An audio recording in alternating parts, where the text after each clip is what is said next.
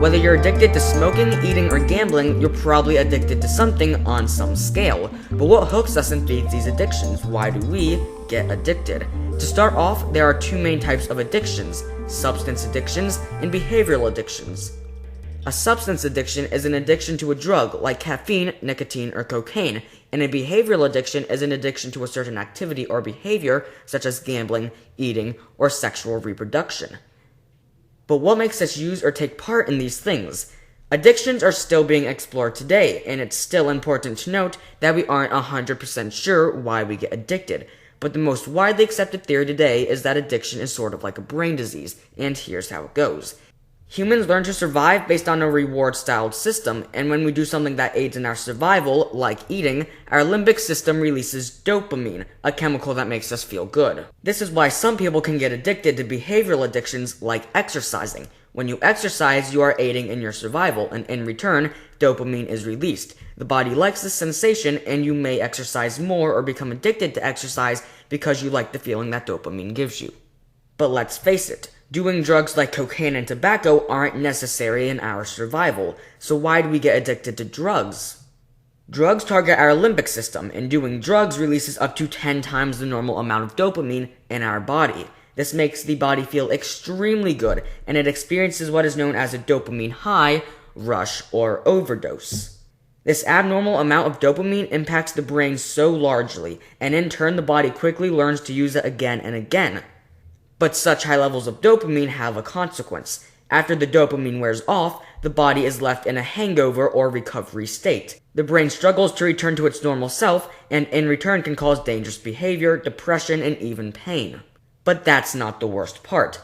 Being exposed to high levels of dopamine for long periods of time can lower the natural amount of dopamine released. This means that eating and other actions our body needs to survive will no longer make you feel as good, and in return make your connection to the drug even more reliant.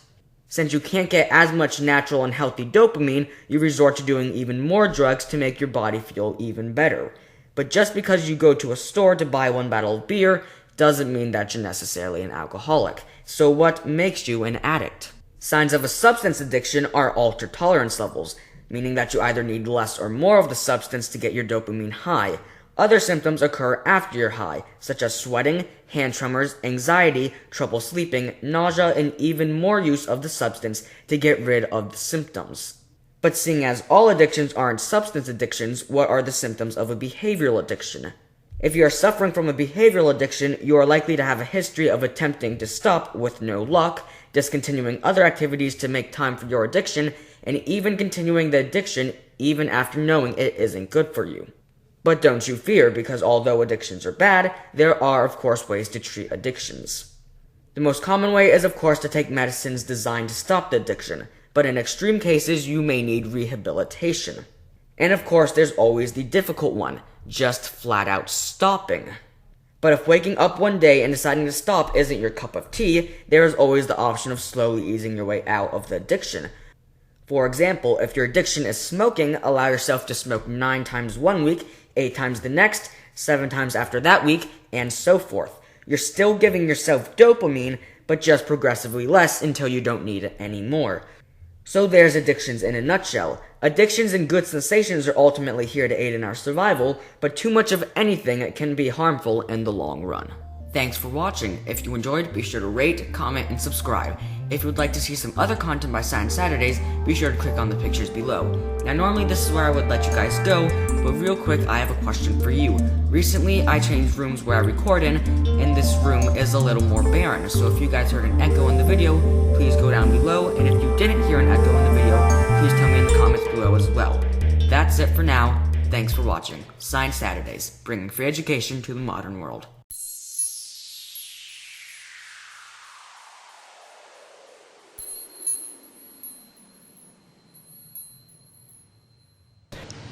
Coba saudara ngitung ya. Ini udah berkali-kali ceramah ini. Masuk ke saku kanan 10.000, ke saku kiri 1.000. Lagi Jumatan ngantuk, refleks karena dia nyari tiang. Kotak infak dia lewatkan sambil masukkan sesuatu. Keluar dari masjid sebungkus, dia panik, astagfirullahaladzim. Kenapaan? Kenapa? Salah masuk. Jadi yang masuk berapa ke masjid? 10.000. Rencananya? Tuh. Memang jujur sih jujur hadirin. Ini terpaksa diulang-ulang. Sekali merokok 10.000, sebulan 300.000, setahun 3.600.000. Pengajian malam Jumat, Jumatan 1.000, sebulan 4.000, setahun 48.000. Merokok 3.600.000. Bayangkan. Jumatan 48, merokok 3 juta. Jumatan. Jadi siapa ini Tuhannya? Allah atau rokok? Gampang lihat. Dia lebih berjuang untuk siapa? Dia lebih gigih berkorban untuk rokok daripada kepada Allah. Dia lebih ingin dekat dengan rokok daripada ingin dekat dengan Allah. Dia lebih takut jauh dari rokok daripada takut jauh dari Allah. Kalau udah rokok, udah jadi ilah ini, udah jadi Tuhannya. Makanya saya berani sumpah nih, demi Allah, orang yang menuhankan rokok tidak akan pernah dalam hidupnya tenang. Allah tahu, kecuali dia nyedot Tuhan palsu.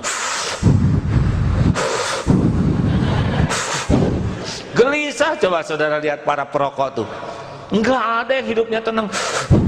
Udah mah saya mikir ya tengah rokok teh. Benar. Dan memang kalau dilihat perokok tuh seperti yang kurang normal cara berpikirnya. Masa sudah disedot tiup, kan seperti yang kurang kerjaan ya. Aneh. Coba saudara perhatikan para perokok tuh ya, orang yang nggak punya kerjaan, sedot tiup. Harusnya kan dikunyah rokoknya. Dah, berhenti para perokok. Mau apa? Kalau rokok bagus, pasti tulisan di bungkusnya bagus, ya kan? Madu menyehatkan badan, metabolisme tubuh jadi baik, sel-sel darah merah meningkat. Habatus sauda, sunnah Nabi. Wah, segala itu bagus. Air rokok apa? Merokok menyebabkan kanker, serangan jantung, impoten, gangguan kehamilan dan janin. Ini barang apa ngaco gini? Kalau barang ini benar pasti tulisannya benar. Dasar racun ya nggak? Makanya heran gitu orang yang merokok tuh normal tidak berpikirnya ya. Benar? Terpaksa saya keluarkan nih cerita pabrik rokok, keluarkan jangan Ustadz Fuad.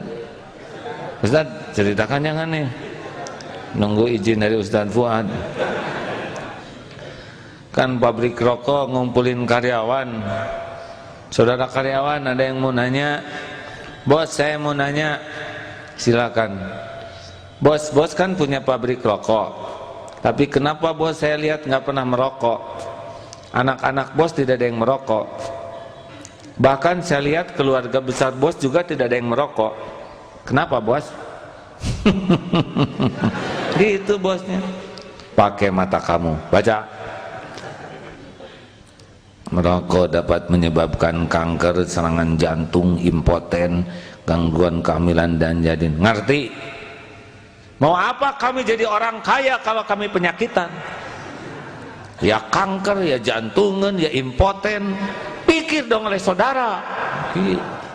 Benar juga ya bos. Tapi kenapa bos masih bikin rokok?